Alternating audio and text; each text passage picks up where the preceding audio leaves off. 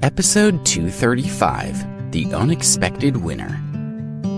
The rest of the fighters agreed, and two of the martial artists went out to spar with Ryder and Marco. Every move was perfect, and they were much better than David's elite team. David nodded repeatedly as he watched them fight, satisfied with their abilities. As soon as the men had finished fighting, two others stood up. One of them, Damien, looked very ordinary and seemed confident. The other, Rick, looked really rough and gave the impression of being cunning. Damien introduced himself to David, and then he turned to the two men who would be fighting with them. "Forgive me if I damage you too badly," he said in a loud voice. Everyone was shocked by Damien's arrogance. The two fighters snorted. "Quit flapping your gums and get on with it," one of them called. Rick sneered at the two men. "Don't say we didn't warn you," he said. Damien and Rick burst into action. Having studied martial arts for years, they were highly skilled, and they had made a fortune by providing security for powerful families. Unfortunately, they had spent all their money and no longer had enough to live on. They had heard that the Drake family in Washington, D.C. was looking for martial arts experts to act as security guards. The salary had been reported to be extremely generous, so they had rushed here to apply for the position. Damien and Rick battled vigorously, and their skills were obvious. They fought well together, forming an impressive team, and right from the beginning, they were in control. The other two men were beaten easily. Rick punched his opponent, who fell to the ground, gasping for breath. At the same time, Damien defeated his opponent. The whole fight had taken less than 2 minutes. Everyone watched, knowing that they were no match for Damien and Rick. "Does anyone else want to challenge us?" Rick asked, looking around. No one spoke.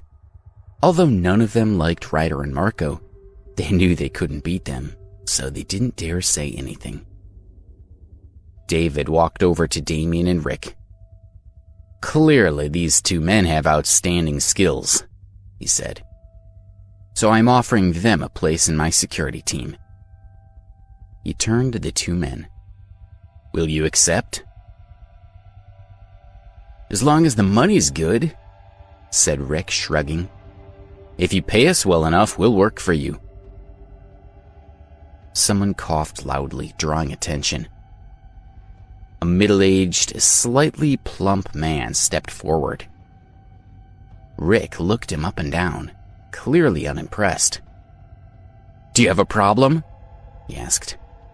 "Are you challenging me?" The man nodded, a small smile playing around his lips. Everyone gaped at him in surprise. Did the man have a death wish? Rick could kill him with a single blow. Rick stared at him. "Since you're so determined to die, then I'll grant your wish," he said. He clenched his fist and rubbed it against the palm of his other hand. Then he stepped forward, raised his hand, and swung at the man's face. The man simply stood there smiling and didn't even try to move out of the way. But before Rick's fist could make contact, Rick screamed and dropped to the ground. Everyone had been watching Rick's hand as it flew toward the man's face, so they hadn't seen the man kick out at Rick's leg. Rick lay on the ground, clutching his knee. He lifted his head and looked at the man. "It's you!" Rick exclaimed, looking horrified. "Ah, so you do remember me," the man said. "I thought you might have forgotten." 4 years ago, Damien and Rick had arrived in a new city. No one had been able to match their fighting abilities, and they had been filled with pride. One day they had visited a brothel, looking for a little fun, and they had burst into a room, disturbing the occupants. The man had then stood up, turned his back on them, and hurriedly gotten dressed. Damien and Rick had spotted the man's uniform and had realized that he was a security guard for one of the important families, who would have not approved of their employees visiting such a place. They had attacked the man, intending to beat him, but they hadn't expected him to be so skilled in martial arts. They hadn't been able to defeat him, and the man had injured them quite badly. The man had kept his face hidden from them, afraid that exposure would destroy his reputation. Once he had dealt with Rick and Damien, the man had turned around to leave. But then the prostitute had called out, "Cliff Munson, you haven't paid me." The man had scowled, annoyed that his name had been revealed. He had taken out a stack of money and thrown it at her. Without turning around, Cliff had spoken to Damien and Rick.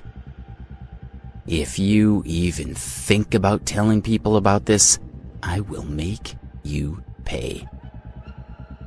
With that, he had walked out of the room. Damien and Rick had never been defeated before they had met Cliff, and they had been in awe of him.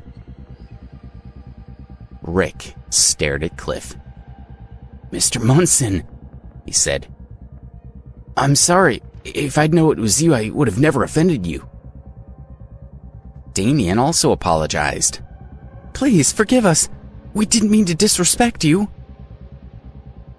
Some of the others recognized Cliff's name, and they were surprised to see him there. They stared at him in amazement, knowing they could never match his strength. Cliff smiled. "Since you've admitted your mistakes, I'll let it go," he said, taking a small jar out of his pocket and throwing it at Rick. "Use this. It'll help with the bruising." Damien helped Rick up, keeping an eye on Cliff. David shook Cliff's hand and said, "I think you've shown that you have superior fighting skills, and my family would be pleased to have you work for us." He was aware of Cliff's reputation, and he had been impressed when he had taken Rick down so easily. Cliff nodded to David. "Thank you, Mr. Drake," he said. "My previous employer has let me go, so I've been looking for a new position. If I'm treated well, then I'm willing to commit myself to the safety of your family."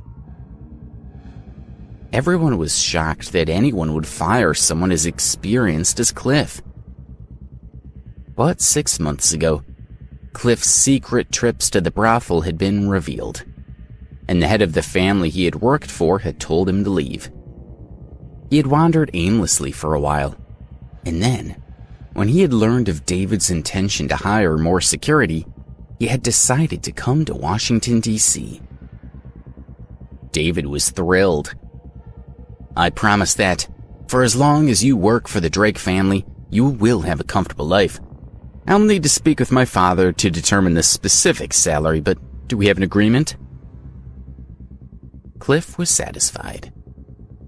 "That sounds good," he said, nodding.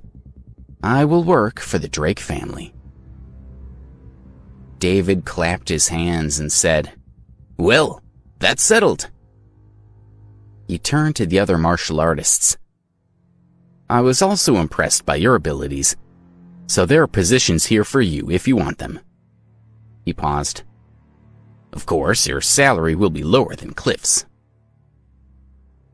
The martial artists had come to Washington, D.C. to seek employment, so they nodded their agreement. David looked around at his new security guards. Their first order would be to deal with that loser Alex. David was busy with his upcoming wedding, but when that was over, it would be time to get rid of Alex once and for all.